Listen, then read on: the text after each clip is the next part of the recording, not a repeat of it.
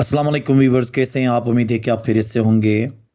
हम उर्दू ज़बान में अक्सर ऐसे जुमले इस्तेमाल करते हैं जैसे कि अंग्रेज़ी ज़बान सीखने के लिए मैं कोई कसर नहीं छोड़ूंगा, उसने ये मसला हल करने के लिए कोई कसर नहीं छोड़ा, वो मैच जीतने के लिए कोई कसर नहीं छोड़ेगा।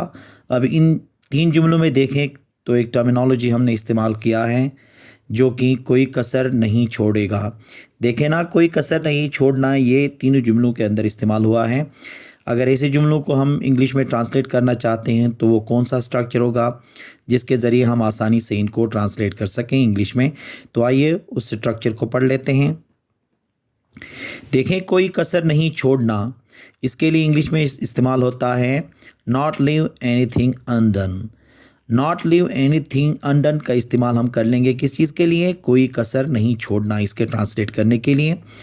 और इसका भी जो फार्मूला बनेगा कुछ इस तरह से बनेगा, पहले सब्जेक्ट, फिर उसके बाद हेल्पिंग वर्ब, फिर नॉट लीव एनीथिंग अनडन के बाद टू, फिर वर्ब की फर्स्ट फॉर्म, फिर आगे अदर वर्ड्स जो भी, चाहे वो ऑब्जेक्ट आ जाए या रिमाइंडर में जो भी आ जाए उसको हम इस्तेमाल कर लेंगे। अब ये हेल्पिंग वर्ब क्या होगा? टेंस के हिसाब से अपने आप को चेंज कर लेगा। जैसे कि देखें, अंग्रेज़ी ज़बान सीखने के लिए मैं कोई कसर नहीं छोड़ूंगा। अंग्रेज़ी ज़बान सीखने के लिए मैं कोई कसर नहीं छोड़ूंगा, इसका ट्रांसलेशन होगा, देखें, I will not leave anything undone to learn English language. I will not leave anything undone to learn English language. उसने ये मसला हल करने के लिए कोई कसर नहीं छोड़ा। उसने ये मसला हल करने के लिए कोई कसर नहीं छोड़ा। देखें, ये पास्ट का है, इसलिए इसमें हेल्पिंग वर्ब क्या होगा? पास्ट वाला बनेगा। जैसे कि he did not leave anything undone to solve this problem. He did not leave anything undone to solve this problem. वो मैच जीतने के लिए कोई कसर नहीं छोड़ेंगे। वो मैच जीतने के लिए कोई कसर नहीं छोड़ेंगे। They will not leave anything undone to win the match.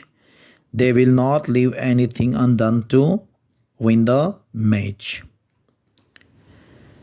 वो इस यूनिवर्सिटी में दाखिला लेने के लिए कोई कसर नहीं छोड़ेगा।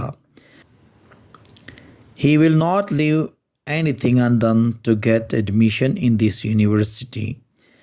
He will not leave anything undone to get admission in this university.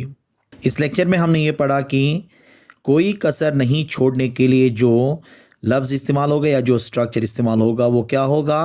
Not leave anything undone का इस्तेमाल होगा। तो इसका आप इस्तेमाल कर लीजिएगा, प्रैक्टिकल लाइफ में इसके जुमले बनाइए, इसकी इस्तेमाल कीजिए ताकि आपकी इंग्लिश बेहतर हो। उम्मीद है कि आज का ये लेक्चर आपको पसंद आया होगा। Thank you very much.